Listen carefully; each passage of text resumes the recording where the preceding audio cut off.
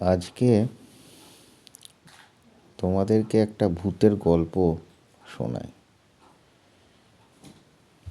রহমত আলীর শরীরটা ইদানিং ভালো যাচ্ছিল না। পেশায় জেলে, মাছ ধরাটাই তার পেশা। বাপ আর বেটা দুজন মিলে মাছ ধরে খাওয়া দাওয়া করে, জীবিকা অর্জন করে। একদিন বর্ষা প্রবল, টিপ টিপ টিপ টিপ করে বৃষ্টি পড়ছে। রহমত ছেলেকে ডাকলো, আতর এদিকে আয় বাপ, উজানে নৌকাটা বাইতে হবে বাবা।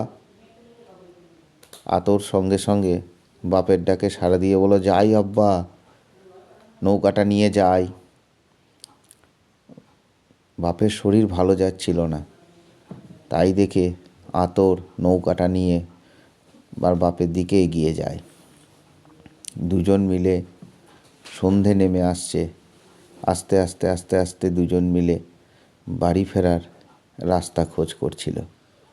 ইতিমধ্যে নৌকা কাটাখালির খালের মধ্যে ঢুকে পড়ে। জায়গাটা খুব একটা ভালো নয়, দুর্নাম আছে। শোনা যায় এখানে মাছ পড়ে বেশি, কিন্তু লোক ফেরে কম। চারিদিকে কেমন একটা নিস্তব্ধতা, বাতাসের শোঁ শব্দ। দূরে বনে এক পাল শিয়াল ডেকে উঠল। হঠাৎ করে আকাশে এক ফালি বাঁকা চাঁদ। বৃষ্টি থেমে গিয়ে আকাশ পরিষ্কার হলো আস্তে আস্তে। রহমত আর আতর দুজন মিলে কাটাখালির কাল সন্তর্পণে পেরুতে শুরু করলো। নির্জন জলের ছপ ছপ শব্দ। দুজনে আস্তে আস্তে আস্তে আস্তে পেরুতে শুরু করলো।